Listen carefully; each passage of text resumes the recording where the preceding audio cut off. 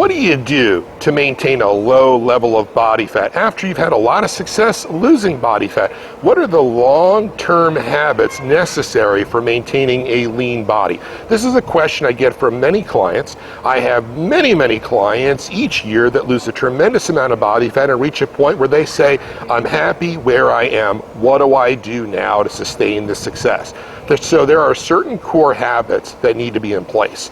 And if you'd like a copy of this special report, email me, scott@infinityfitness.com, and I will send you a copy of the Permanent Lean Body Nutrition Habits Special Report so you can enjoy all of this great information. Now I'm going to explain some of those factors here in this video. Understand first and foremost, how you lost body fat matters. It does determine your ability to be able to keep it off over the long term. Why? Did you build the proper foundation? So when using the 21-day fat cell cleanse nutrition program, for example, which is designed to help people outsmart up to 10 pounds of body fat in just 3 weeks, many people choose to use the 21-day fat cell cleanse followed by the day 22 carb load and repeat that cycle 4 times for the 88-day burn cycle, or even longer because they need to lose a lot of body fat over a period of time. Well, guess what? That plan is not only effective for losing body fat, but it also helps to optimize many of the factors that govern your body fat levels over the long term. So for example, when you optimize your insulin sensitivity, that builds your tolerance to carbohydrate. So when you want to enjoy some carbohydrate from the right sources during meals following exercise, for example, while you're trying to maintain a low level of body fat, your body responds to them much more favorably than it would if your insulin sensitivity was poor.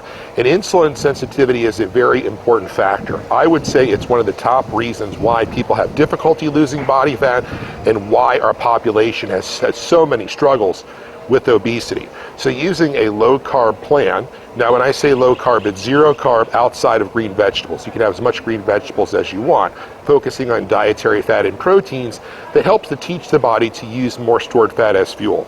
And guess what? When you introduce the right sources of carbohydrate during meals following exercise, the body's able to use them much more effectively for burning fat. So you're building a tolerance to carbohydrate. That's one example.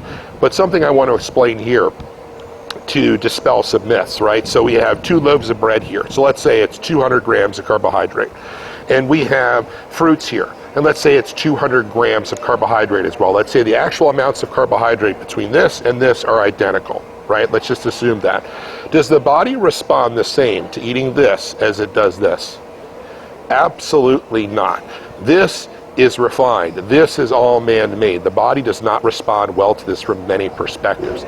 This exists in nature. While it may be higher in sugar than other choices, still the body knows what to do with this.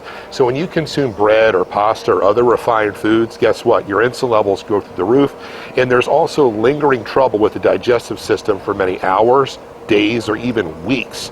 So understand the types of carbohydrate you consume, the amounts, the timing, the combinations with protein and dietary fat, all impact your outcome. So if you want to have confidence that you're working really hard to lose body fat and you'll be able to sustain those levels to keep it low over the long term, then you have to have the right strategies in place.